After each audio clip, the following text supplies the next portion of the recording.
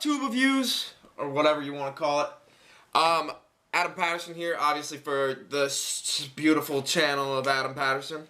And I wanted to speak about today FOMO, fear of missing out, versus losses, how it plays into risk aversion, and I wanted to speak about it because it happens in real time every single day, whether it be the stock market, whether you want to go into entrepreneurship, but I'm going to focus this around the stock market because it's an easier analogy to make.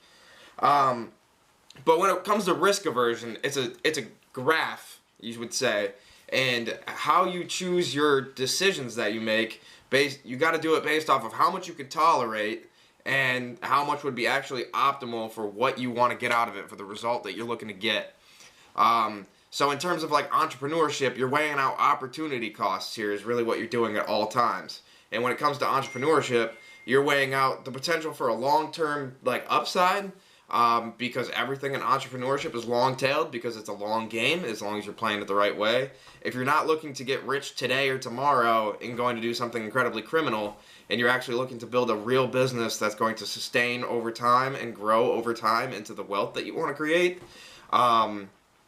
you would have to think about it that way. So you would sacrifice short-term gain, which would be if you had a job, it would be your salary, the benefits that you'd receive and everything, because over time, though you may grow in your job, it's going to be a much slower trajectory than if you were to grow in entrepreneurship, because when you are an entrepreneur, it's more exponential, where it may take a long time to get off the ground, but once you put leverage into place, people, systems, technology, things like this, you start to scale quickly as long as you're in a scalable business.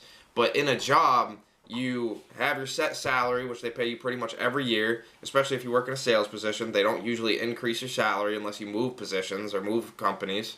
So everything kind of stays like this, and then you only grow up slowly off of it as you add in more business and more business and more business.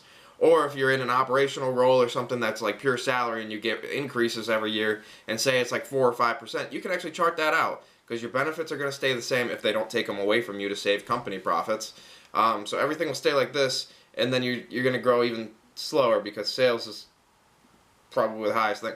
So, everything is weighing out opportunity costs. So what I traded in the short term was, a steady salary with the opportunity for commissions, with benefits and everything. And what I traded away from that steady block was I went all the way back down to zero. I had to pay my own benefits, so I actually put myself down. I had no salary, and I had no commissions coming in because my book of business, I had to leave it where I was. God dang. So I traded off everything short term that was already steady and stable for what could be, And the reason that I did that was because when I looked at the math of the company that I was working for, I was really receiving about 3 to 4% of what the actual work that I put in was. They told me it was like 15% in commissions. When I did the math out based off of my team and putting people in place and paying their commissions because it was my book of business, I was really receiving about 3 to 4% of the hard work that I was putting in.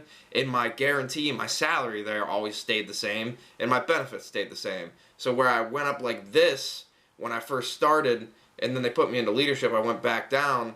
And then even if I worked hard and hard and hard, I would grow slower than if I had just stayed a regular salesperson, just like a individual contributor is what you would call it, instead of being responsible for team and everything. So the company was still growing like this because of all the business that I was bringing on and the business my team was bringing on, but I was growing more like that.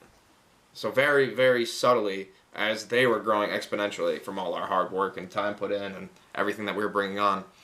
So everything is opportunity costs is what I'm getting here to you. So an analogy for it that everyone can live out in real time is looking at the stock market. And this is kind of why I wanted to bring this up, is because I was looking at my stocks and everything, and I had to weigh out FOMO, fear of missing out on the potential gains that I had in certain stocks. And for anyone who doesn't know about my investment portfolio and how I structure it out and what I can see, I'm more of a daytime trader, so I definitely buy and sell within days, and I try to capitalize on short-term gains. I try to pull out, I try to keep those, and then I try and replicate it again, just to kind of try and compound it very fast. The thing with that is that you can also have very substantial losses. You can make very substantial gains, but you can also have very substantial losses. And humans, we by nature are risk averse because back in time, if we would stay out too dark or into too dark instead of coming back to our cave, we had the more potential to get eaten by something else that was out there, some predator. We could die to the cold, and we just wouldn't make it back to our family. So we have evolved to be more risk averse because the risks used to be a lot higher. So just a little tangent, I take more risks with my money than I do with my time. So when it comes to spending time on something, I am very strategic about it. I am very thought out about it. I only spend times on things that I find to be productive. So like I'll rest when it's time to rest, but for the most part, I'm moving around. I'm definitely working on sales calls, cold calls, trying to put new business in place. I am always working on customer retention. That is an absolute must. You don't want to give away any of what your hard work has been. Because that was a waste of your past time and you can't get the time back. Money you can always regain, so I take more risks with money than I do with my time. But I want to speak to it in investments because I moved myself into a very risky position and I'm more risk averse than I put myself in the position to be, even when it comes to just my money, because it's part of my nest egg that I've set aside, and I don't want to, blow it. So when it comes to my portfolio, I invest heavily into market indices, and then what I don't, in terms of percentages, I put about 80% into market indices, and then I keep 10% for investing into either options, which are risky, or penny stocks, which are also risky, and then I keep about 10% in cash just in case something starts to run and I want to dump into it so that I can capture more gain on the upside and then pull out as fast as I possibly can when I hit my parameters. So you always want to have parameters in place. But what I ended up doing was I made a very big win maybe 2 weeks ago, and I ended up making over 100% on a penny stock, and I got greedy and I got too short-sighted, and I ended up moving about 50% of my Robinhood portfolio, which is about 50 grand. I ended up putting about 50% into penny stocks, and then keeping like 30% in cash, and then having 20% in indices. Now, indices move with the market because it's just like it's like you buy a little piece of every company that's in whatever index it is. So like the S&P 500, the 500 largest companies in America. You just buy a little piece of them, and then you kind of get the aggregated gains or the aggregated losses.